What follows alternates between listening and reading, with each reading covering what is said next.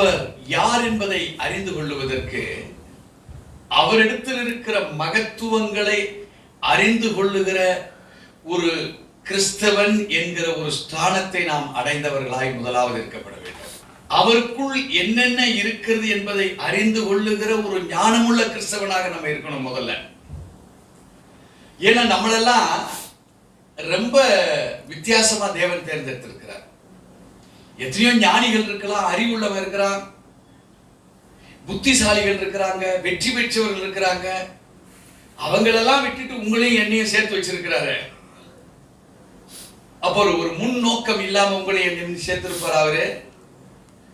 அவருக்கு பணம் தேவை, இந்த உலகத்துல ஊழியம் கட்டுறதுன்னா பணக்காரங்களா சேர்த்து அவர் ஊழியம் கட்டுறவன் ஆக்கியிருப்பாரு. அல்லது அறிவுள்ள ஞானம் உள்ளவங்க எல்லாம் இன்னைக்கு அவருடைய சபையில தேவைன்னா அப்படிப்பட்டவங்களா பார்த்து ரட்சித்து சபையில கொண்டு வந்து வச்சு கிறிஸ்தவத்தை என்னைக்கோ அவர் உயர்த்தி இருப்பார். அப்படிதானே?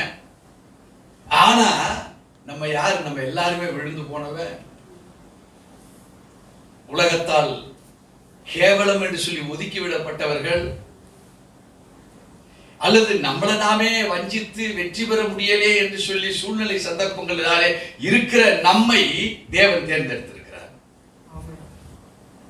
அப்போ தேர்ந்தெடுத்ததனுடைய நோக்கத்தை வேத வார்த்தையின்படி அறிந்து கொள்ளுகிற விசேஷித்த ஞானத்தை நம்ம தேவன்கிட்ட கேட்கும் போது நம்ம பணக்காரனும் இல்லை, புத்திசாலியும் இல்லை, ஒரு வெற்றி பெற்றவனும் இல்லை.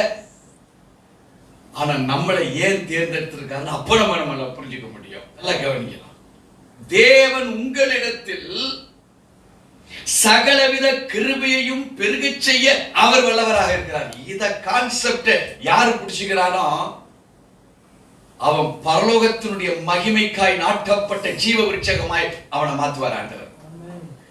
பெருகுகிறவர்களாயும் இருக்கும்படி அவைகளிலே சாதாரண ஒரு ஆளா இருக்க மாட்டோம். நம்ம ஒரு அவுட்ஸ்டாண்டிங் ஒரு ஃபிகரா இருப்போம். ஆண்டவர் இந்த உலகத்துல நம்மள உள்ள சகலவித கிருபைகள், கிரேஸ் தலைப்பு ஒண்ணுதான். ஆனா கிரேஸுக்கு கீழே பலவிதமான பக்குவப்பட்டவைகளை நம்முடைய ஞானத்தில் அவர் அதை விளையச் செய்கிற தேவனாக இருக்கிறார். அல்லேலூயா.